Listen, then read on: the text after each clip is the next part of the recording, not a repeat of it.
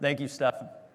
Well, my name is Sam Coleman. I'm a Purdue University undergraduate student, and I did this research alongside Jonathan Bosch, who is a Syracuse University undergraduate.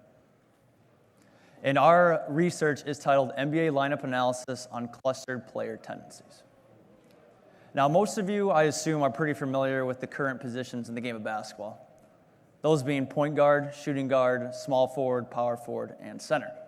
However, as we enter into an age of analytics, basketball in particular has become more positionless, and positions aren't quite as well defined as they once were. Take, for example, if you look up the position of LeBron James.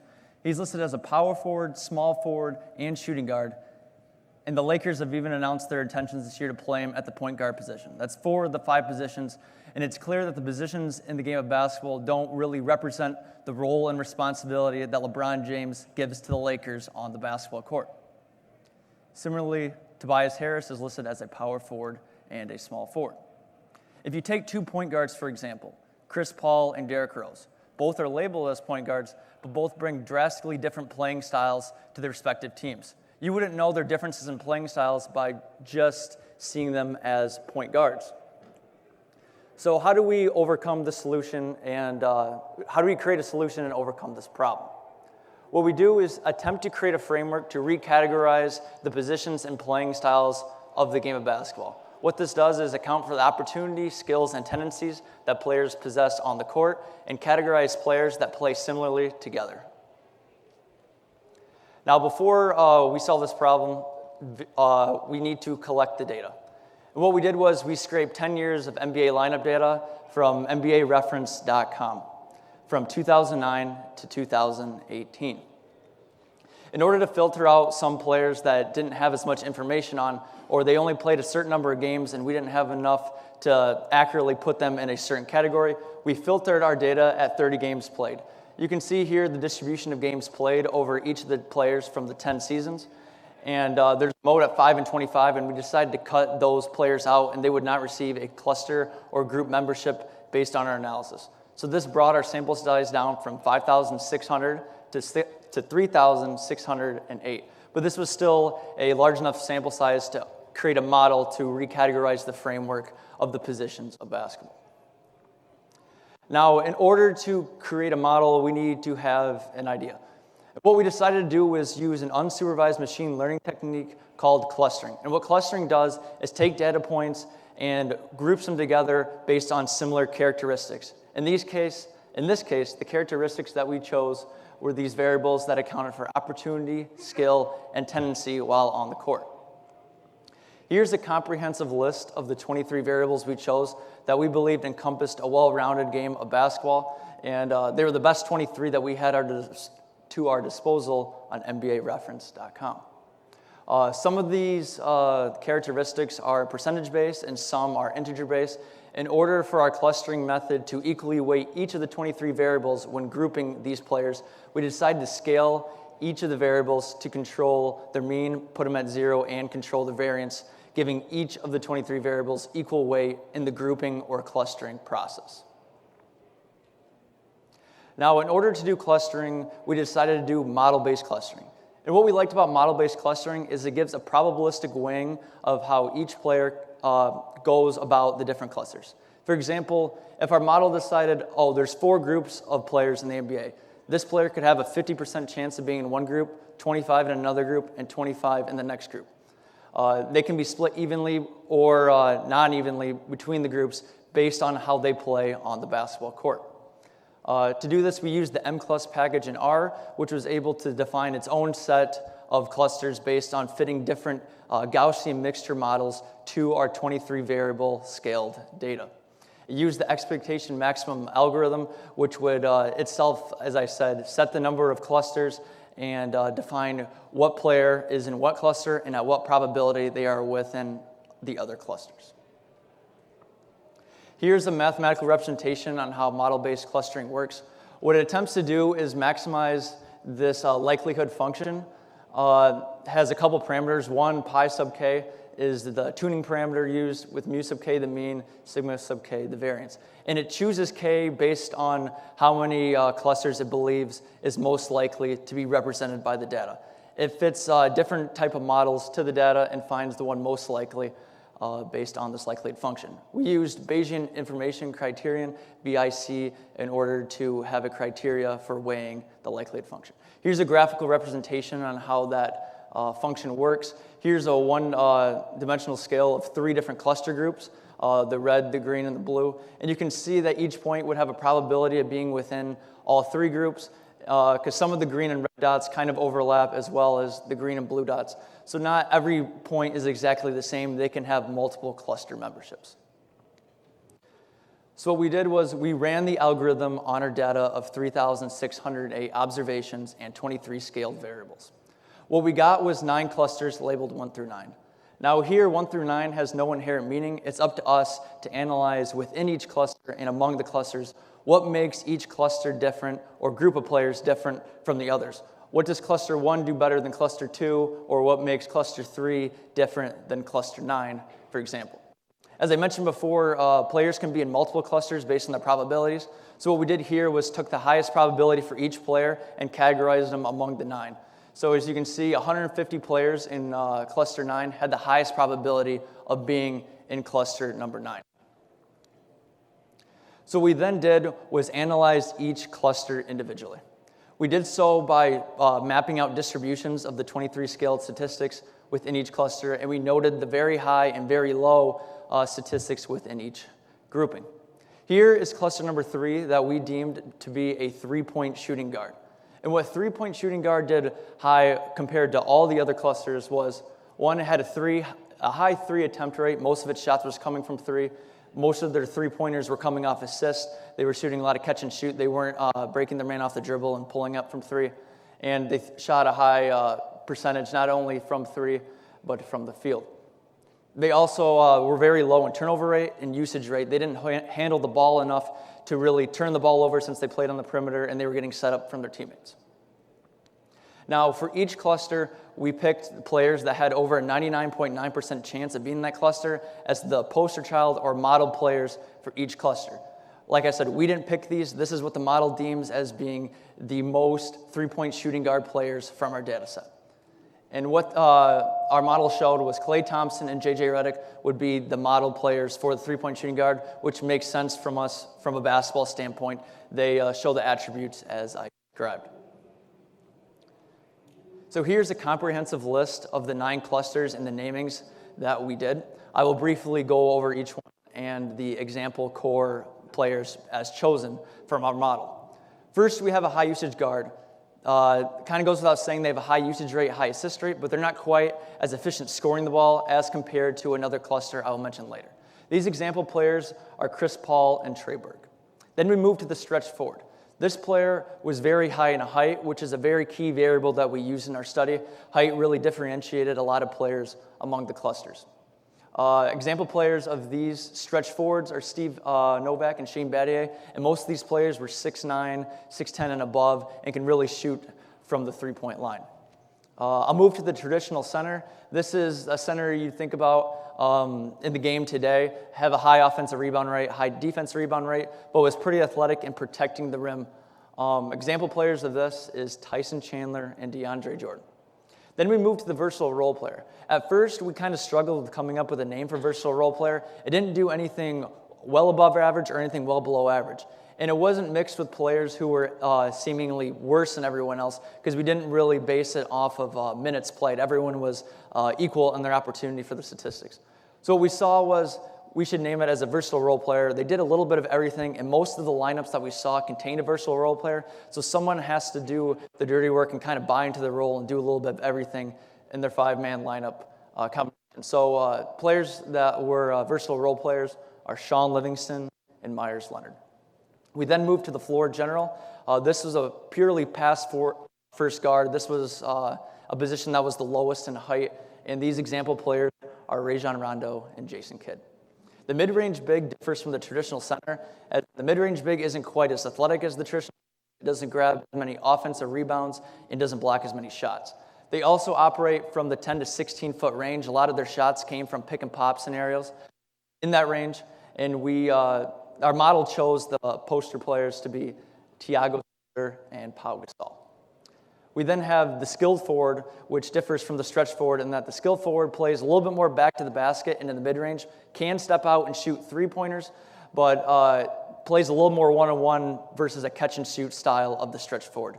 The players with the highest probability of being skilled forwards were Anthony Davis and Amari Stoudemire. And last but not least, we have the ball-dominant scorer. This position ended up being with the best cluster. They were high in assists, rebounds, and they had the highest usage rate and highest efficiency rate. They were always had the ball in their hands and very efficient when they had it. Without a doubt, our model showed LeBron James and James Harden to be ball-dominant scoring players. Now, as I mentioned before, we collect data over the 10 years, and every year a player gets a cluster assignment, so we can really map how clusters changed and stayed the same over the 10 years. And we can show how coaching changes, system changes, or getting traded can affect a player's cluster and playing style. Two players that stayed the same throughout the 10 years we did the study were Klay Thompson and LeBron James. Klay Thompson being a three-point shooting guard, LeBron James being a ball-dominant scorer. Even though he has changed teams, his role and playing style has not differed. Two players that changed, though, over the course of their season, or over the course of the 10 seasons. One, Kawhi Leonard. He came in at the Spurs as a stretch forward, but then he had a more heavily role as he moved from the Raptors to the Clippers, and he formed into more of a ball-dominant scorer as he plays with the Clippers now, has the ball a lot more in his hands, and a lot more efficiently than he did at the beginning of his career. And Brook Lopez is noted for adding the three-point shot as a member of the Milwaukee Bucks, and our model shows that. He starts as a mid-range big at the beginning of our study and then moves to a skilled forward, shooting more threes and operating more on the perimeter. And we were very happy on how our model was able to show changes in playing styles and changes in teams throughout these players. Now, our model still experiences some of the initial problem, that being some players aren't quite defined as one cluster, they can be in multiple. However, over 93% of the players had over an 80% chance of being in their respective cluster, a number that we believe is a lot higher than what the 5 traditional positions would be. Two players that were pretty evenly split between two clusters. One, Dirk Nowitzki, was a half skill forward, half stretch forward. Matt Barnes was pretty much a half stretch forward, half three-point shooting guard. So now we've created a framework for redefining player roles, efficiencies, skills, and tendencies in the game of basketball into 9 subgroups. But we wanted to know, how can we mix and match players, only knowing the 9 groups that we defined in order to find the most efficient lineups and what lineups won't work together based on purely the cluster membership from our cluster-based model. So in order to do that, we needed to create our predictor variables in order to create our model. Here's an example of how our predictor variables are formed. You have the 2018 Oklahoma City Thunder. You have Jeremy Grant, who is split between a half stretch forward, half skill forward. So half of him would go in the stretch forward group, a half would go in the skill forward group. Likewise, we have a full ball-dominant scorer with Paul George, ball-dominant scorer Russell Westbrook, and DeAndre Burton was a rookie in the season, and he is well split. His role wasn't quite as defined on this team, and he was split 3 clusters, and he will be shown in 3 different clusters in the predictor variables. And Steven Adams was a traditional center from our model.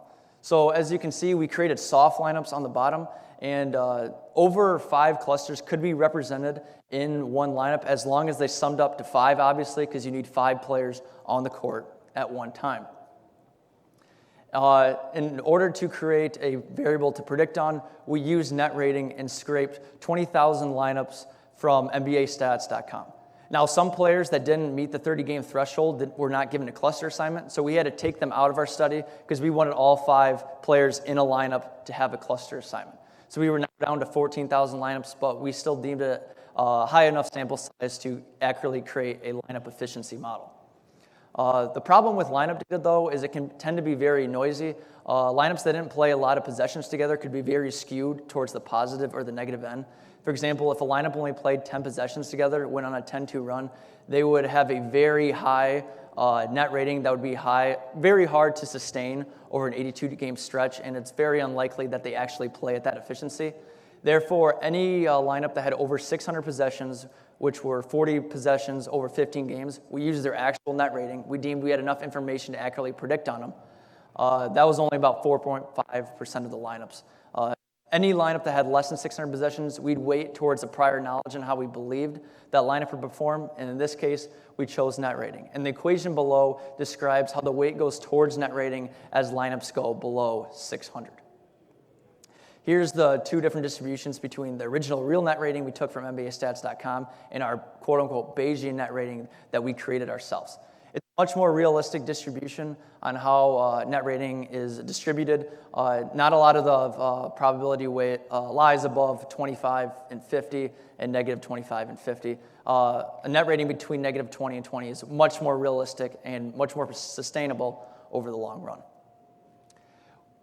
Just to see what kind of coefficients we get, we created a linear model. The problem with the linear model, though, is putting the 9 predictors in, it doesn't really count for the interactions between clusters. It doesn't show us how a ball dominant scorer might play with a stretch forward, and that's what we really want to model in our lineup. What our lineup model indicates that ball dominant scorer and stretch forwards are very important. They were the most important cluster. However, the coefficient was around 2 on the linear model. Ball dominant score, but this doesn't really have an inherent meaning because what it signifies is if you add a ball dominant scorer to your lineup, your net rating should increase by 2 if you hold the other positions constant. However, you can't hold the other positions constant because you have to have 5 players. You can't add a player to your lineup without inherently taking one away. But this was a good exploratory model to see what clusters were getting weighted high and what were low. But like I said, we wanted to incorporate the interactions of clusters. In order to do this, we created a random forest model. And if you don't know, random forest models uses bagging to create 500 random trees of resampled data and forms a model on each of the resamples. For each of the models, it creates a decision tree.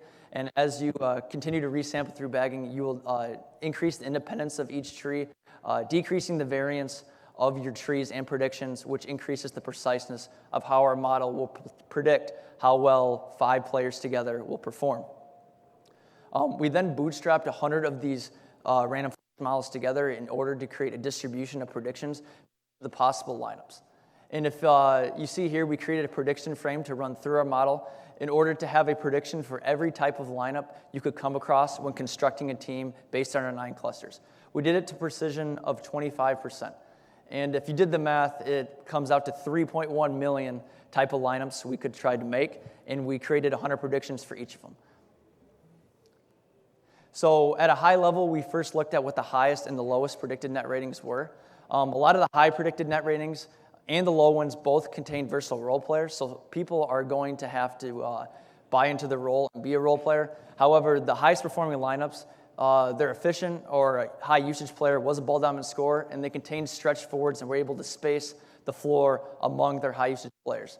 The lowest predicting ones had mid-range bigs and high usage guards, not very athletic bigs, not able to keep a lot of offensive rebounds, add extra possessions for you, and their very high usage players weren't very efficient because high usage guard is a player that has the ball in their hands a lot but isn't quite efficient as the ball dominant scorer cluster.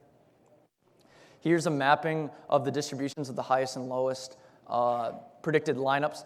The green one signifies if you take out the traditional center of the blue and play like a guard-style lineup, such as the Houston Rockets play, you can still be very effective as long as your high usage players are the most efficient players and play in the ball-dominant scorer cluster. Here's a good map of how certain positions play together. On the x-axis, you have ball-dominant scorer, and the y-axis, you have stretch forward. It is, and the gradient on here, the more purple or darker the pixels get is the lower predicted net rating, and the more light to the orange color is the higher predicted net rating for that lineup based on a random forest model. And there's a clear distinction. If you have over 1 ball dominant scorer, as you can see, lineups perform drastically better than if you have less. Likewise, if you have over 2 stretch forwards with a ball dominant scorer, those were the highest performing lineups, and those are positions you should strive to place together when constructing a lineup. Here's a similar graph showing stretch forward on the x-axis and versatile role player on the y. You can see that high and low performing lineups can contain between 1 and 3 versatile role players. It really matters the players you put around those versatile role players and hit at least that 2 stretch forward category and able to space the floor on each side and keep the lane open for your high usage player. So the model takeaways we had was ball dominant scorer must be efficient. You need your floor generals or high usage guards to play as a ball dominant scorer in order to be effective. Versatile role players consistent throughout lineups. Someone has to play the versatile role player. Not everyone's going to have the ball in their hands. Not everyone's going to grab every rebound. Someone will fall into the versatile role player category. The traditional center still holds value as long as that player is able to protect the rim and grab offensive rebounds and not play as a mid-range big category. And floor spacing is very key, as shown by the 2 pixelated graphs I showed previously. So in conclusion, we created a framework for redefining positions in the NBA and created 9 subgroups of clusters that players can have a probabilistic weighing of being within each cluster, and you can better categorize the roles, efficiency, and skills that a player brings to a team. And then we created a model that we could predict on any combination of these lineups, precision 25%, in order to see if that lineup will perform high or that lineup will perform low. Our work can be used by NBA front offices, coaches, and for in-game lineup decision, free agency moves, and draft strategy. If you know you have a ball-dominant scorer, you might try to look to find 2 stretch forwards to pair with them for the highest performing net lineups. We'd like to thank Carnegie Mellon University. This is where we started our research with Maxim Horowitz of the Atlanta Hawks. We'd like to thank Rebecca Nugent and Alden Green as well from Carnegie Mellon for inspiring us in this project and really helping us along the way, because a lot of work went into creating all of these models. So thank you for attending the conference and our presentation. I'll now open up the floor to any questions you might have.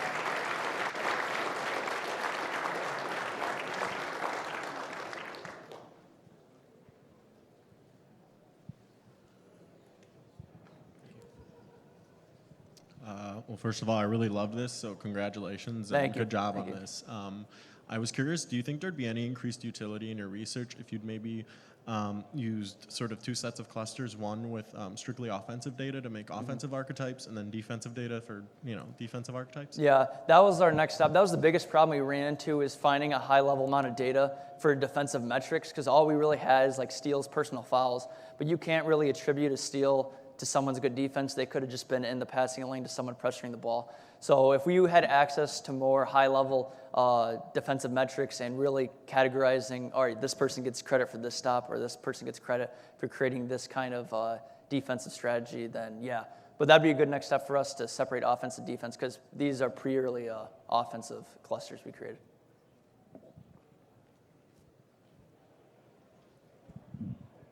Did you guys try setting the number of clusters to 5 and then seeing if it matches the traditional positional descriptions? So what model-based clustering does was the algorithm itself sets the number of clusters, so it found that 9 was the highest likelihood to underlie the data. We did use k-means clustering once, and we tried to set the cluster numbers to 5 or other numbers just to see how it line up. But a lot of players were like mixed matched together that didn't really go together. Like you would have like an Avery Bradley with like a JaVale McGee, and we couldn't really figure out like how those players play together until we used model-based clustering, found 9 clusters, and we found groupings that made sense to us in a basketball standpoint and a statistical standpoint.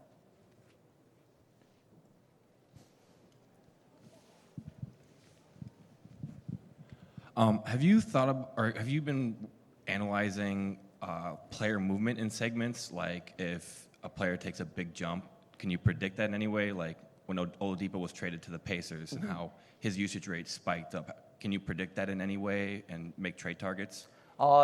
The hardest part for predicting our model is how certain players might change when they go to a team. So we can see from the past, I saw Brook Lopez, how he made a jump, but it's hard to tell if you pair like Russ and Harden together, for example, if they're still both going to play as a whole ball-dominant scorer, or maybe like 25% of them starts playing as a high-usage guard. It's kind of hard to know how, if you put a couple players together, how they're going to mesh and change the probabilities among the 9 groups.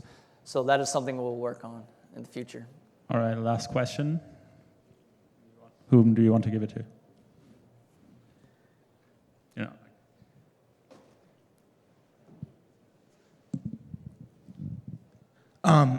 So you talked about how there's the 9 archetypes. How does your model account for a player like a Ben Simmons, for example, who you said height was a big variable in your model, and also has those guard-like skills and is so unique? And then also with that, a big topic in the media recently has been the splitting up of Joel Embiid and Ben Simmons. Do you think that, or does your model convey that they can be successful together, or are they successful together? Yeah. Well, I believe Ben Simmons in some of the years was labeled as a versatile role player just because that category had a difference of heights, and he scored at a very low rate that would put him in that category. So we saw that versatile role players can play with traditional centers, which is Joel Embiid. So it does, but Ben Simmons isn't really your prototypical versatile role player either. He's a lot better than a lot of the other ones. So it's kind of hard to attribute how good this versatile role player is compared to this one, just in our model. That's another next step we want to take. So then you could better model, okay, this guy isn't your prototypical versatile role player. He might play better with a traditional center and Joel Embiid and moving forward in the future. So. All right, thank you very much. Please give it up for Samuel. Thank you, guys. Don't forget to vote via our app, and we'll be back in 15 minutes. Thank you.